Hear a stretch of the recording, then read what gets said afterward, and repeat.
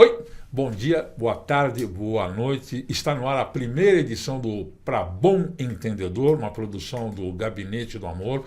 O meu nome é Ricardo Soares, eu sou escritor, jornalista, roteirista, milito nessa área da comunicação faz muito tempo. Comigo, a partir de hoje, fazendo o programa, nós temos a Laura Capriglione e temos o Léo Grandini.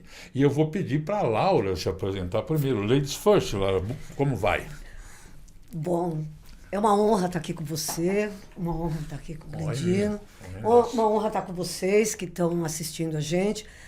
Bom, quem sou eu? Eu sou jornalista, e o jornalismo entrou meio sem querer na minha vida, porque eu estudei ciências sociais. Mas eu entrei na Folha e fui fazendo uma trajetória que era ligada principalmente à educação e à ciência, que foram as minhas primeiras editorias. Mas aí o jornalismo é isso, né? Quer dizer, você sabe, são 1000 encarnações em uma. Exatamente. Eu acho que isso é o barato do jornalismo. E aí, de repente, eu estava dirigindo o jornal Notícias Populares, que foi um ícone de uma época e tal, por seus méritos e deméritos, diga-se de passagem, um jornal que pecava, mas que pecava de uma maneira contrita, narrando. No fundo, era um jornal de polícia, como a gente tem hoje esses jornais de televisão. Essa vivência no Notícias Populares me fez virar uma pessoa que achou que direitos humanos era muito importante. E assim eu fui para a Veja, enfim, e aí fui fazer um projeto que, a meu ver, foi um projeto muito importante, que foi cobrir a época do golpe aqui no Brasil contra a presidenta Dilma, numa imprensa completamente independente, que foram os jornalistas livres. Você é uma das fundadoras. Sou uma das fundadoras dos Jornalistas Livres. E eu vou te falar, na Veja eu ganhei que na época era o principal prêmio da imprensa brasileira, que era o Prêmio ESSO de jornalismo, que a gente ganhou por causa de uma matéria que a gente fez sobre o ascenso das mulheres, no momento que as mulheres ainda eram minoria em um monte de profissões.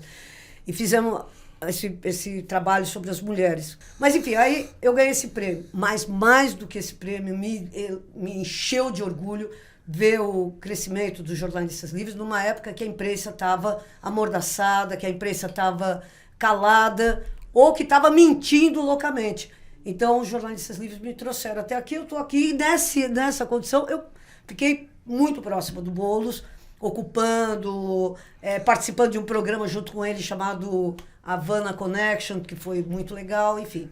É uma trajetória de muitas encarnações, como você pode ver. Antes de passar a bola para o Léo Grandini para se apresentar, eu tinha uma curiosidade que acredito seja de muita gente. Muitos de nós acompanhamos os jornalistas livres e o espírito combativo, estava acompanhando a cobertura de vocês das tragédias do Sul. Como é que faz para segurar a onda financeira de um órgão progressista, entre aspas?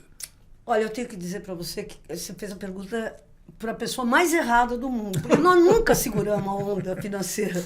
Sempre foi tudo gratuito, entendeu? Quer dizer, eu trabalhei durante... Livres mesmo, né? Livre, mas livre mesmo, livre de patrão, principalmente. Sim. A gente era uma devoção mesmo, era por amor à comunicação, à liberdade de pegar. Olha, a gente tinha colaboradores no Brasil inteiro, e ainda temos, no Brasil inteiro, que era o cara que estava ali, por exemplo, no acampamento do Lula, durante a prisão do Lula. Isso eu acompanhei. Ele ficava ali filmando e passava pra gente, passava ao vivo pra gente. A gente nunca pagou nada pra ninguém, entendeu? Então, nós não somos propriamente as pessoas boas para responder a uma questão de monetização, como é que a gente se mantém. Não, nós não somos. O importante é que continua firme e disposto no ar, né, Laura? Não, nós estamos lutando e tem outras pessoas que entram e tal, mas eu acho mesmo que é necessário uma outra forma de comunicação no Brasil. Sem dúvida. Acho que é muito problemático mesmo o monopólio que poucas famílias têm da comunicação no Brasil. Sim. Eu acho que isso é antidemocrático. Eu acho que isso tudo a gente ainda não enfrentou. É um problema que o Brasil ainda não enfrentou. Para falar de outro modo de comunicação, eu vou me antecipar, passando a bola para o Léo Grandini. Esse rapaz jovem, combativo, é sobrevivente. Como debatedor, bom, não vou falar mais nada. Ao que você sobreviveu? Quem é você? Começa do que eu estou falando, onde você, inclusive, angariou visibilidade, mal ou bem. Sim. Fala primeiro disso e depois conta a tua trajetória pregressa. Não, primeiro que é um prazer imenso estrear um podcast desses com 2 titãs do jornalismo, né? Eu sou um bebê saindo das fraldas e para mim Meu caso, um velhote. Não, e vocês, titãs do jornalismo brasileiro. E muita gente acha que eu sou jornalista, né? Ou que eu curso jornalismo. Mas a minha área é o direito, né? Eu sou estudante de direito, mas acabou acontecendo o jornalismo na minha vida. Eu comecei no movimento estudantil aos 15 anos de idade e comecei a atuar. Era aquele moleque que ficava em cima de caminhão na Paulista. Você é de São Paulo. Aqui de São Paulo, gritando, falando, cobrando a prefeitura, cobrando o governo do estado, cobrando o reitor. Comecei com 15 anos de idade e tomei gosto pela política, né? A militância política, porque até então eu não entendia que existia uma política partidária, uma política institucional, uma política em rede social. E eu fazia a política de rua, de luta dos estudantes, em defesa dos interesses dos estudantes, dos professores, da educação. E aí me aconteceu, eu tinha acabado de fazer 20 anos de idade, de entrar no jornalismo. Eu recebi um convite de um produtor à época lá da Jovem Pan. Uau! Você acaba de fazer 20 anos de idade. Ô, Léo, seguinte, a gente sabe do seu trabalho, da sua luta, e a gente está precisando de um contraponto aqui de esquerda, um contraponto progressista na emissora. Você topa? Fiquei meio assim, 20 anos, nada a perder? Bora, lógico. E aí comecei, na época não vou nem citar nomes, mas era uma jornalista ultra-bolsonarista da Record, ex-Record, que apresentava um programa lá. E aí eu me deparei com as figuras mais grotescas do bolsonarismo brasileiro. Sérgio Moro, Deltan Dallagnol, Pablo Marçal, né, que agora virou febre, esse cara, esse coach, enfim, que eu vou medir as palavras que a gente está aqui nas redes do Guilherme e do Gabinete do Amor, então eu tenho que me conter, porque de processo já estou bem. Né? Então, inclusive um dos motivos de eu ter saído da Jovem Pan foi um processo que eu levei da Carla Zambelli, estou respondendo até hoje esse processo. Mas isso é uma medalha de honra. Isso agrega currículo nessa passagem, que você teve outras pessoas, gente que pediu tua cabeça, também altamente graduada lá no FACI, não, gente... Né? Gente perigosa. Eu vou passar aqui depois vocês entenderem mais. Mas passei por maus bocados e eu fiquei eu estava contando, eu fiquei 5 meses na Jovem Pan, pouquíssimo tempo. Nossa. 5 meses, né? 5 meses. Mas eu consegui render. Eu entendi que aquele espaço, e muita gente da militância de esquerda me criticava naquela época, porque falava, pô, Grande, você está dando palco para fascista. Eu falei, eu tô dando palco? Eu não sou ninguém. Eu sou um garoto de 20 anos, oriundo do movimento estudantil, que tô, querendo ou não, numa das maiores emissoras do país, na maior emissora de televisão fechada do país, que é a Jovem Pan, na casa da extrema-direita, podendo debater, podendo mostrar, não querendo que essas pessoas mudassem de ideia. Porque eu sei que um Sérgio Moro, um Luciano Hang, uma Carla Zambelli, essas pessoas não vão mudar de opinião. E nem o público. Mas poder pegar cortes, poder angariar views de pessoas que estão fora dessa bolha e atingir essa bolha. E foi assim que eu fiz. Então, eu fazia os cortes, dando uma lapada no Moro, na Zambelli, e aí mandava para a página de esquerda, de 100, 200, 500 mil. O Boulos repostava, enfim, outras figuras da esquerda repostavam. E aí, em cima disso, que eu comecei a ganhar visibilidade. Isso que eu falo. Isso lhe rendeu. Esse castigo, pelo menos, rendeu visibilidade. E a saúde mental, né? Porque desde então eu passei a tomar antidepressivo. Cara, mesmo? Opa, é mesmo? Não, isso é sério, é um debate importante. Porque um garoto de 20 anos de idade, eu não tinha esse tato, né? Eu não tinha essa relação. E eu aceitei porque, para mim, era importante. Eu queria ganhar visibilidade política. Eu entendi que essa política era importante. E eu entendia que era importante combater o fascismo da maneira mais eficiente possível, na casa deles. Né? E durei um tempo lá, mas acabei saindo. Depois fui para o DCM, trabalhei no Diário do Centro do Mundo.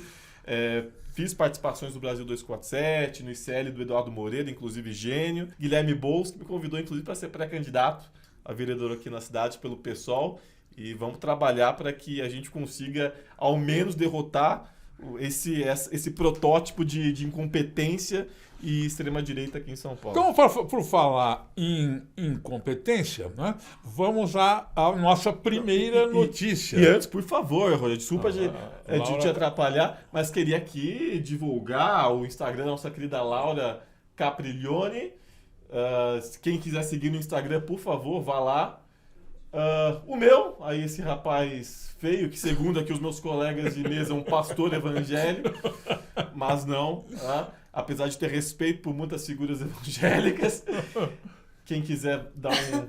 Opa! E o Rogério, ele... O Ricardo, perdão. Não é eu confundo. O Ricardo, ele também pode encontrá-lo aí em outras... semana que vem eu coloco. Tem uma outra... E aí a gente vai incluir aqui, porque é o primeiro programa, a gente... Eu vou passar... Opa! Isso aí é o Constantino, que pediu sua demissão à Jovem Pan. Aí agora tem a nossa notícia. A primeira vai para frente, Léo. Aqui... Não, vai embora. Essa é outra história. Também mostrando que você... só coisa boa. Gente, só coisa bacana. Bons inimigos. Tava feio pra cacete, hein? Mas tudo bem. Isso é lá no Armazém do Campo. Nosso programa. Opa, agora é a hora. Falando em incompetência, tá aí a nossa primeira notícia a ser comentada. Ricardo Nunes aposta no bolsonarismo de resultados para tentar reeleição em São Paulo. O prefeito precisa dos votos do ex-presidente, mas não quer se contaminar com a sua rejeição. Por favor, Laura, comente, porque senão eu vou começar a destilar veneno demais. Eu acho muito legal o cara falar que ele quer ser bolsonarista de resultados. Porque isso é uma confissão de que o bolsonarismo é tudo menos resultado, a ponto de você ter que colocar um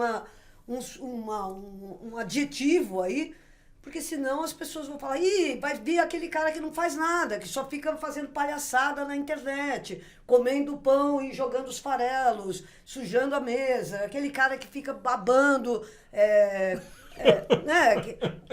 xingamentos e tal. Esse é o bolsonarismo. Então, eu acho que o Nunes falar em Bolsonaro, o Nunes falar, não, ele se apresentar como, olha, eu vou produzir. Eu não vou ser esse parasita que foi o Bolsonaro. Eu não vou ser esse objeto. Porque é incrível, né? O que o bolsonarismo fez com a direita é uma tristeza mesmo. A gente estava falando agora há pouco.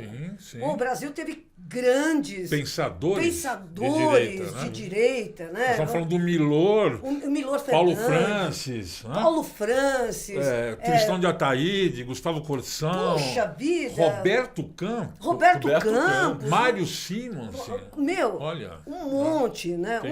Próprio Golbery, vamos falar? Não gosto muito, né? Ninguém é obrigado a aderir. Onde viemos parar hoje, mesmo? Mas olha onde nós viemos. Rodrigo Constantino. Quer dizer, nós saímos de uma direita que... O Olavo de Carvalho, seu mentor intelectual da direita brasileira. Uma direita que pensava, uma direita que... E passando para ser essa figura boçal que é o Bolsonaro, né? Então, eu entendo a preocupação do Ricardo Nunes de tentar dizer, olha, e é isso que ele está fazendo. Ele inundou São Paulo de obras que é exatamente para dizer o seguinte, olha, nós estamos produzindo, estamos fazendo, estamos acontecendo. Agora, tudo sem licitação, né? Quer dizer, tudo obra emergencial, tudo obra, mas tudo sem licitação. Traduzindo na prática um método do bolsonarismo que é de pegar e, olha, não fazemos nada. E quando fazemos sem licitação. E aí é aquela coisa, todo mundo se lembra da época das vacinas, aquelas compras de vacinas que felizmente não se efetivaram, mas que era assim, a título de fazer obra de emergência, né?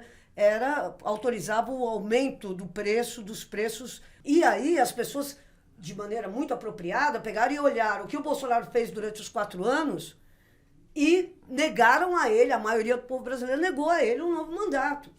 Só que o que está acontecendo é o seguinte, eu acho que em São Paulo a gente está vendo muita gente falando, mas a minha rua tá lisinha, a minha rua tá sem buraco nenhum, o asfalto...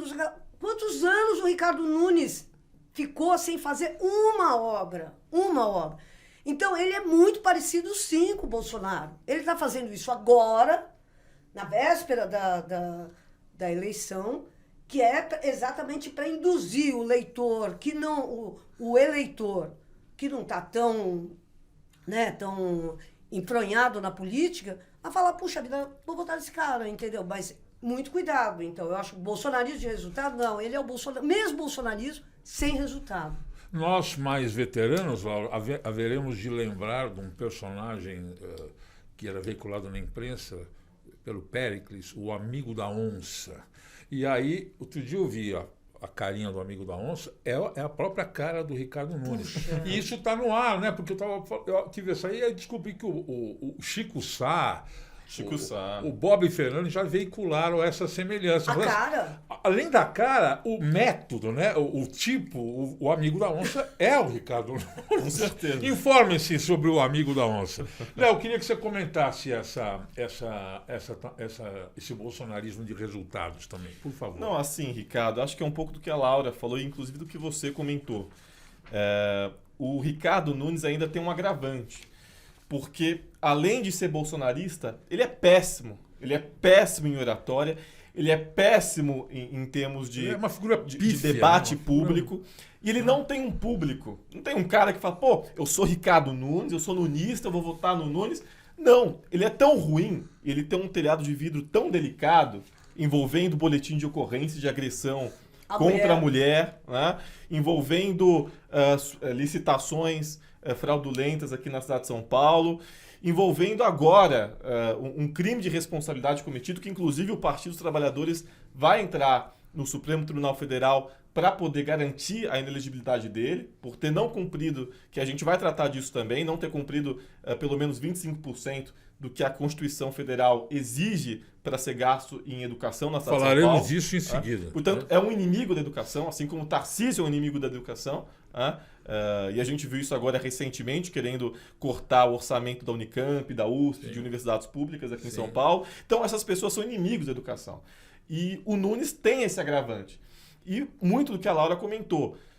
A classe política é eleita. Portanto, essa ideia de que os políticos estão numa esfera a par, né, da população não é verdade. A gente precisa aprender a votar. Não chegar no ano de eleição e votar no cara porque ele deu uma cesta básica. E prestar atenção em quem é o vice, né? Não se esqueça que ele foi o vice do Bruno Covas, que faleceu precocemente. E no Brasil como um todo existe uma certa síndrome de vice, né? Você já viu? Quer dizer, você teve Itamar, você teve o Fleury no lugar do Quércia, você teve Michel Temer no lugar da Dilma. Quer dizer, a gente tem que prestar atenção em vice, porque muitos desses vices se tornam... Porque o Covas, ao menos, ele se declarava. Teve uma entrevista dele no Roda Viva que ele disse que era contra o Bolsonaro. Portanto, o Covas era anti-bolsonarista e representava uma centro-direita. E é bom lembrar, nessa época de truculência, que os debates mais civilizados da história recente republicana no Brasil inteiro foram os debates entre o Boulos e o Bruno Covas. Alto grau de respeito mútuo e de civilidade, dando exemplo as baixarias que a gente vê direto aí nos debates políticos, né? Com certeza. E lamentavelmente, agora a gente vai ter que enfrentar esse senhor que tem um orçamento bilionário nas mãos. Pois é. E a gente só tem a esperança, a verdade e o compromisso do lado da gente. Vamos aproveitar que você tocou no assunto, bota aí na tela o próximo assunto, também dizendo respeito ao nosso Ricardo Nunes, que é o percentual mínimo de investimento em educação que é determinado pela Constituição.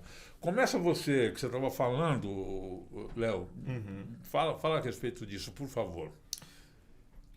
Isso aí é mais inclusive o Boulos anunciou isso semana passada, a respeito dessa notícia. E aí é importante esclarecer do ponto de vista jurídico para as pessoas por que isso não ficou tão claro até então e por que a imprensa, e especialmente o mainstream, a grande imprensa, não divulgaram. A Constituição exige que pelo menos 25% dos gastos que os municípios, os estados e a União têm que cumprir em educação são 25%. O Nunes cumpriu 22% E esses 3% são gastos a pagar. Então são coisas que o cara ele não gasta, então ele gasta com outras questões, mas ele de alguma forma tenta vincular isso à educação, à emenda para educação, e diz que vai pagar em tal ano, em tal mês, em tal dia. Acontece que isso foi se estendendo e não foi feito. Ou seja, ainda agiu de má fé, o que é um agravante em relação a esse crime de responsabilidade, e foi se estendendo. E isso não foi pago. Essas emendas não foram liberadas, esse dinheiro não foi gasto. Então, é um crime grave de responsabilidade, que não vai garantir o impeachment agora, porque o Nunes tem toda a Câmara Municipal, vereadores, inclusive, que foram comprados por emendas impositivas para votar, inclusive, esse absurdo da privatização da Sabesp, que a gente não vai deixar que aconteça. O PT e o pessoal já judicializaram. O Boulos vai reverter isso se for eleito. É um absurdo. Essas pessoas foram compradas a partir de emendas.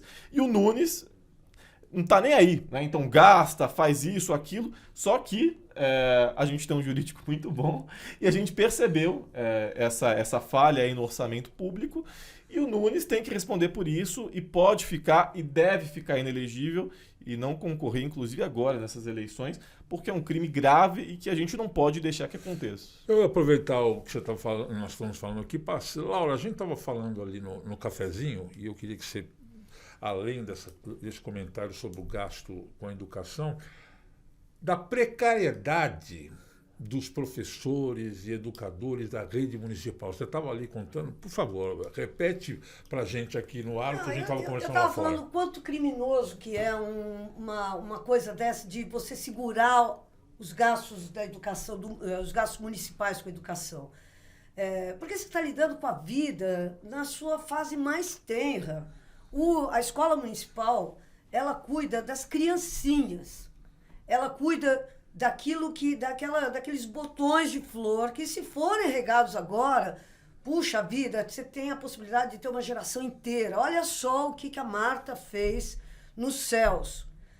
Vamos falar a real, gente. Olha, eu acho muito importante a gente dar crédito para quem tem crédito. Com certeza. Sabe, hoje nós temos uma elite intelectual nas periferias que está pensando sobre a cidade, está pensando sobre inclusão, está pensando em poesia, está pensando em arte, está pensando... que são esses meninos negros que estão em escolas, que estudaram em escolas, que ofereceram a eles, junto com o bairro, junto com professores interessados, ofereceram a eles a possibilidade de pegar e criar esse caldo de cultura de uma nova forma de pensar a vida, que é isso que acontece nas periferias. Quando a gente não investe na educação, a gente cortou um pedaço inteiro da possibilidade dessas sementes germinarem. E é incrível a dificuldade que esses professores vivem dentro das escolas. Né? Quer dizer, inclusive com patrulhamento ideológico. Inclusive, né? Com patrulhamento Esse livro não pode. Não, você falou, a pessoa conta história, ela não pode contar história porque envolve segmentos da esquerda. É inacreditável. É incrível, é incrível. Sobre como lidar com a questão de gênero, como lidar... Tudo isso é muito complexo. Os professores são uma camada de pessoas que lidam com os problemas mais dramáticos da vida da cidade. Vamos lembrar. Os pais de alunos que estão encarcerados, as crianças deles continuam existindo e continuam indo para a escola. Essas crianças são crianças sequeladas, porque tem mães que estão presas hoje em dia. Entendeu? Então, a escola não desempenha só o papel que desempenha numa escola de classe média, que você vai lá para adquirir o conhecimento. Não. Lida com a saúde mental de crianças muito fragilizadas, que muitas vezes não tem comida dentro de casa, só comem dentro da escola. Por conta da merenda. Né? Por conta da merenda. Então, o que eu estou falando é o seguinte, cortar o crédito. Eu estou falando tudo isso porque eu sei, porque a minha irmã é professora da rede municipal, a minha sobrinha é professora da rede municipal, a minha enteada é professora da rede municipal. As dificuldades com que eles lidam, os desafios com que eles lidam são gigantescos. Cortar isso, em vez de pegar e investir mais, por exemplo, psicólogos nas escolas, precisa de mais psicólogos nas escolas. Precisa ter o professor que vai acompanhar as crianças com deficiência, porque o professor não pode atender uma classe de 30 e mais uma pessoa que precisa ali ser socorrida porque, de repente, está tendo um surto. Entendeu? Que essa é uma realidade concreta das escolas. Então, precisa ter um professor assistente, precisa ter um professor... Então, é muito grave. E, só para concluir, queria dizer, olha, esse homem aí, o Nunes, esse sujeito sinistro, que é o Ricardo Nunes, porque ele é sinistro, né? Ele é sinistro. Bolsonarista e tal. Esse cara teve o orçamento recorde da cidade de São Paulo. São 120 bilhões, acho que 115 bilhões. Assim, para ele pegar e fazer dessa cidade, transformar essa cidade num jardim. Sim. E Tanto não nesse problema, né, lixo Laura? que nós estamos vivendo, Tanta entendeu? coisa. E, infelizmente, isso nós estamos falando, você se ateve à educação municipal. Se for para estadual, é a mesma tragédia, né? O Tarcísio é um inimigo da educação. Mesmíssimo. É inacreditável. Não, mas você vê, não querendo sair da questão ali, que eu acho fundamental e tal. Sim. Mas, pô, sabe, quem anda pela cidade vê a situação de abandono. Agora nós temos asfalto. Tudo o resto continua. Um asfalto vagabundo, que inclusive em meses, aliás, em várias regiões da cidade, já está sendo desgastado. Exatamente. Uma porcaria. Né? Exato. Bom, falar em tragédia anunciada, né, que é o caso desses dois, do nosso prefeito e governador, estamos aí, não podemos fugir do assunto da tragédia. Passa aí para a gente isso. Opa! Nós estamos hoje no dia 13 de maio, o número de mortos já subiu, a chuva continua. A minha pergunta para entrar nesse assunto, que é o que todo mundo discute, isso poderia ter sido evitado, ao menos? Não, porque foi uma tragédia climática, porque não podia prever. Léo. Não, com certeza. Né? Não é hora de... O estado inteiro está devastado. Não, inteiro. Imagina, o tamanho do Rio Grande do Sul inteiro devastado. Então, a capital, né? Porto Alegre, uma cidade pujante, imensa. Aquele centro tão bonito, né? Nossa. Coberta pela água. Né? Não é hora de achar os culpados, disseram os culpados. Os culpados, essa eu acho. É exatamente isso. Você pega Eduardo Leite, que é o governo do estado, PSDB. Ele cortou em 2019 480 pontos do Código Ambiental Gaúcho. Quer dizer, quase 500 pontos fundamentais do Código Ambiental foram simplesmente retirados.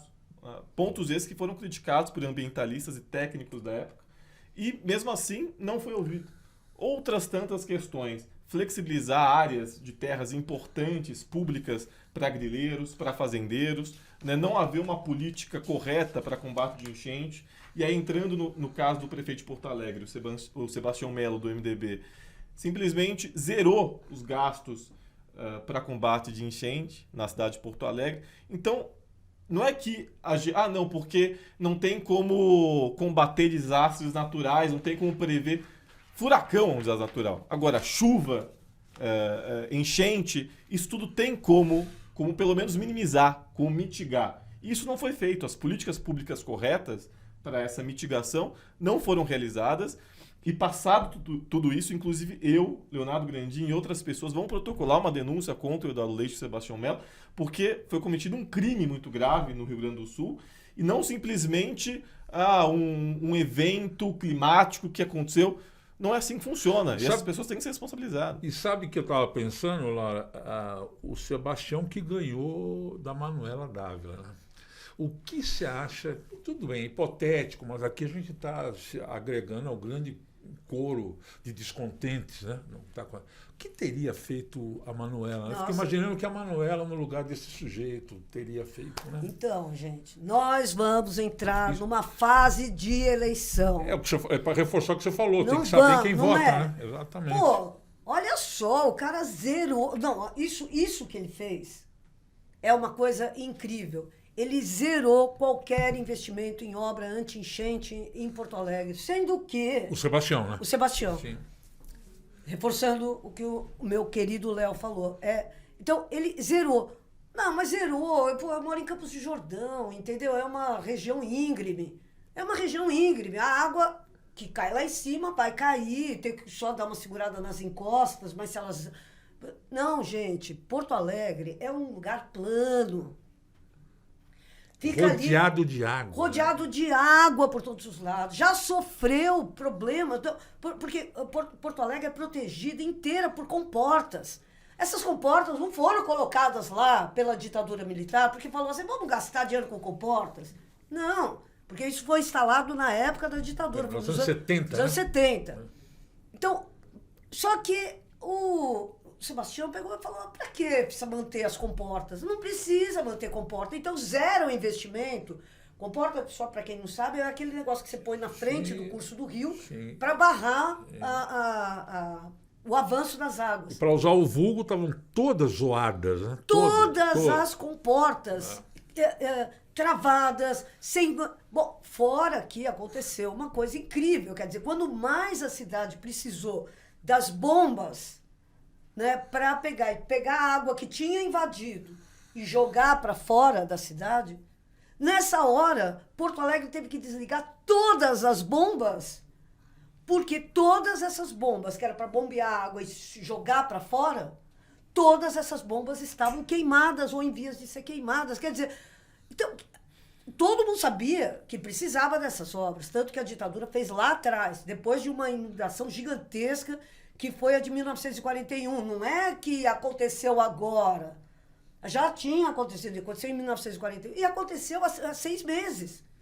E ele não fez nada, zero. Então, esses caras, não, é aquela coisa, não vamos achar os culpados? Calma aí. Tem culpado nessa história, sim.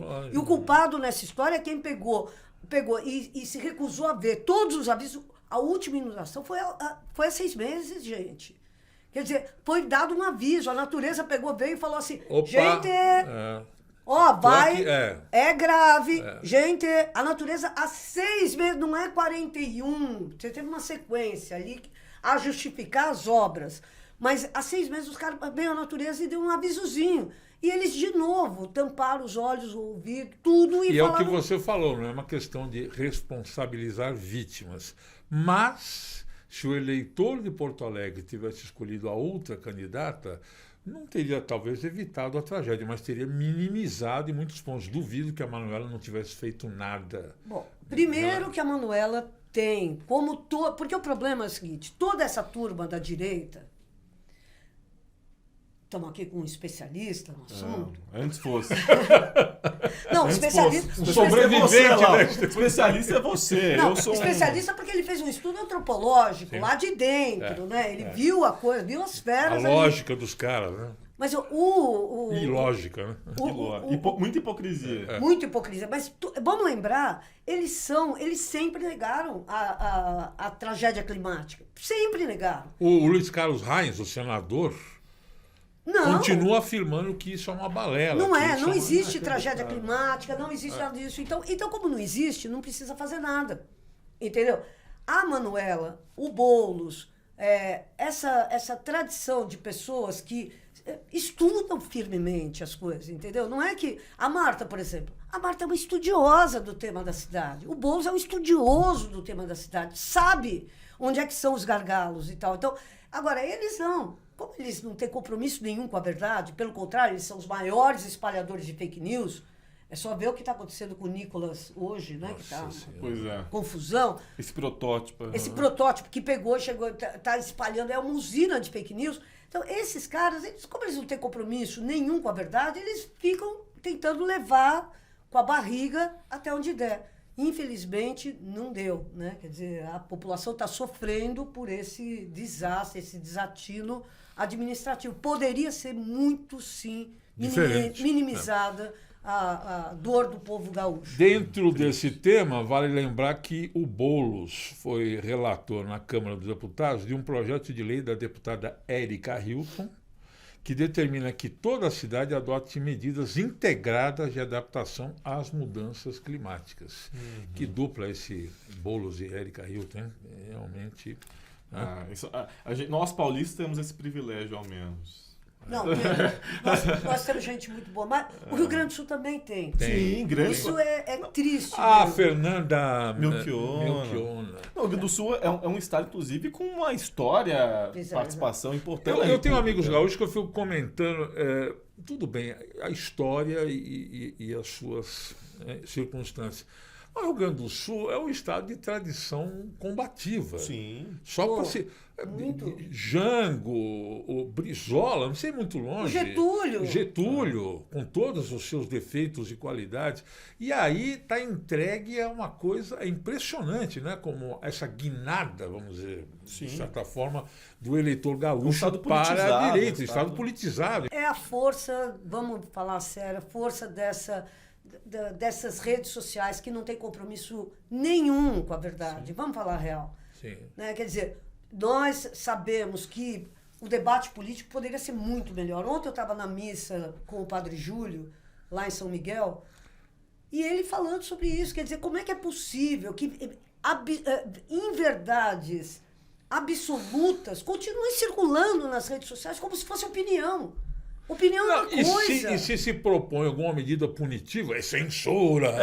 Estão querendo acabar com a... Viola a liberdade de expressão. Liberdade de expressão é uma coisa. Você trabalhar com mentira e fake news e deve Pois ser punida. Tem que ser punida a mentira. Graças a Deus, ignorância minha, nesse caso, ainda bem, há pouquíssimo tempo eu soube, ou me caiu a ficha da existência dessa figura nefasta chamada Pablo Marçal.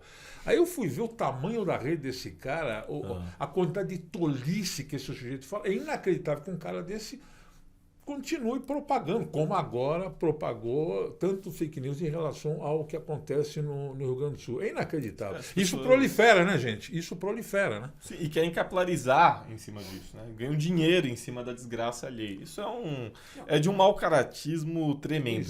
Pois é. Todo mundo querendo ajudar e os caras, né?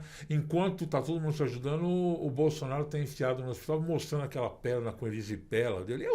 Nós chegamos realmente a uma... Nada, né? Alguém da extrema-direita tomou alguma posição a favor dos gaúchos, foi lá ajudar? Não. Né? Trabalhando com fake news e o cara mostrando a erisipela dele. Mas sabe o que eu acho? Eu acho que o povo brasileiro está reagindo de uma maneira muito legal, sabe? Assim, muito legal. Porque o povo brasileiro está falando assim, olha, não importa, nós vamos ajudar. E está indo ajudar, independentemente de se... Por exemplo, muitas igrejas evangélicas estão mandando muito recurso lá para os gaúchos. Então, eu acho que o povo brasileiro está mostrando aquilo que ele tem de melhor, entendeu? Que é no meio dessa discussão, porque é claro que tem vidas humanas. Então, eu entendo que muita gente fala assim, olha, não é hora de dizer de esquerda ou de direita, nós vamos salvar todas as vidas, nós vamos ajudar todo mundo. Exatamente. E eu acho que isso mostra a natureza generosa do povo brasileiro, que isso sim é absolutamente diferente do que a direita faz. Né? E é isso que você está falando. Isso. A gente está vendo pessoas incríveis. Pô, olha, eu sou fã, o Felipe Neto. Sim. Pô, essa campanha que ele está fazendo de arrecadação de recursos para comprar filtros e tal, lá para o Rio Grande do Sul, é maravilhosa. E nós estamos vendo um monte de influências. A Madonna deu 10 milhões. Dizem que não foi a Madonna, que foi o Itaú que deu. Mas, enfim, o Itaú deu 10 milhões, sabe? Sim. Então, eu acho que está mostrando que o Brasil não é esse monstro... que fica com os dentes arreganhados. Esse fla-flu horroroso não de ódio, né? O povo brasileiro é muito solidário, é muito... E eu acho que, por incrível que pareça, eu acho que essas coisas fazem a gente voltar para a nossa natureza generosa, entendeu? Em vez de a gente pegar e ficar todo mundo brigando contra todos o tempo inteiro, porque a gente gosta disso, a gente gosta de estar num bar, tomando cerveja com os amigos, comemorando, rindo, sambando, né? A gente gosta dessas coisas. E eu acho que essa é a natureza. Não é um povo belicista, não é um povo, sabe, de... A volta do homem cordial propagada pelo Sérgio Buarque, de certa forma. É o homem que sabe qual é a prioridade, sabe? A prioridade agora é salvar a vida, eu vou salvar a vida. Não, e ajuda, é importante. As cozinhas solidárias estão desempenhando um papel importantíssimo. O MTST... Isso mesmo que eu ia falar. O MTST...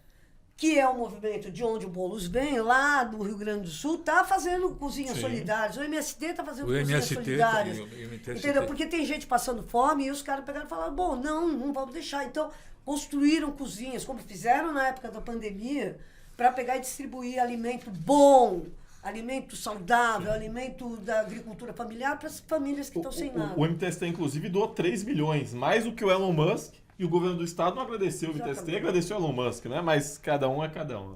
Bom, quando a prosa é boa, passa depressa demais. Velho clichê do rádio. da televisão. E nós estamos chegando à parte final do nosso primeiro Bom Entendedor, uma produção do Gabinete do Amor, até rima, né? Até rima. E eu queria colocar na tela aqui uma dica para quem quer colaborar com o Rio Grande do Sul. Põe aí, Léo. Opa! Tá, mais. Que é sobre... Mais. Opa! Isso. Chegando. Aí tem um endereço que é o... Vê se aparece aí o endereço de... Não, acabou. Não, deixa eu acabou. ver.